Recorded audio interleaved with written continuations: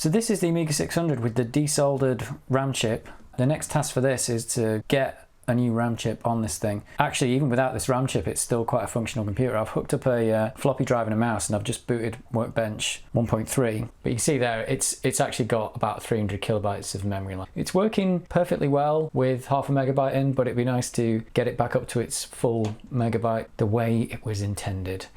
So quite a lot of games work without a megabyte of memory, just with half a meg. Toki Ocean game from 1991, which is the year this Amiga came out.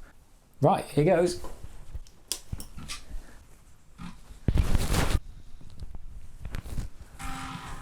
Hey, there we go. So there you go, this works fine without that extra RAM chip. I assume there's quite a lot of games that do need the full megabyte. Hey, look at this. No problems. So this Amiga's all good. Oh God. I jumped when I shouldn't. Oh my word, that's a good place to start me. Seems to be a few caps that are not shiny as they should be, but most of them look actually quite good. They don't look like they've leaked or anything, which is good considering I think they're 29 years old now. But yeah, there might be one that looks like it's a bit dodgy. They're not going to last another 29 years anyway, even if they last now. So maybe I've got the replacements anyway, so that would be the next step after this RAM chip goes in. Oh my God, that was evil. It's a question of like, do you just leave it the way it is and say, oh, it's a half megabyte Amiga 600 and done with it, or do you risk, you know, destroying it? I've got some replacement RAM chips which are exactly the same type and exactly the same brand, except these are made in Singapore and the other ones are made in Japan. So hopefully these work, don't know, but hey, got them. So got those off eBay, and also got some of these sockets that apparently will accept this RAM chip. Hopefully, I mean, I've not even offered this up yet, but this should, which way would it go? Like there. Oh my God, it's big. So this socket will just about fit. A few of the problems with this is, with this socket here, there's going to be an RF shield on top, but yeah, you can see this floppy drive will actually sit about there. So it's basically going to bang right into these pins. So that's a problem. I don't know what to do about that. So the second problem is actually trying to solder this thing.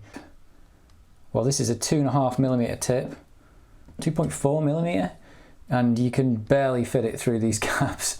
So you couldn't even solder this with an iron. What I've seen somebody do, they cut the floor out of this so you can get access to the pins, and then you can solder this in. So two problems. I've got to cut that out to be able to solder this in, which probably isn't a big deal. So once that's been done, that's fine. And the other problem then is that, is this socket just too big to fit into this computer? So one of the things about the RF shield is that it's got this like thing here that the floppy drive kind of sits on. This would go on here. The floppy drive actually sits on this like metal like lip here, this ledge. But with this socket in, even though it's probably as small as it could be, this socket, don't know if this will now go in anymore. And the answer is no. So if this socket goes in, this shield's never going back. Not that we really wanted it, but it's good for it, the fact that it holds the floppy drive up, I think. So the shield's a no-go. So then the question remains as to whether this socket can actually live in here while this floppy drive is in. Even if I bump this right up to here, I will just about sit on the pin. We've got to get this hole lined up here. So there's a hole here. Yeah, I can get it lined up, but it won't. It'd need a spacer in there or something. Is that RF shield like literally the only thing holding this up? Well, I suppose the case is holding it up there normally.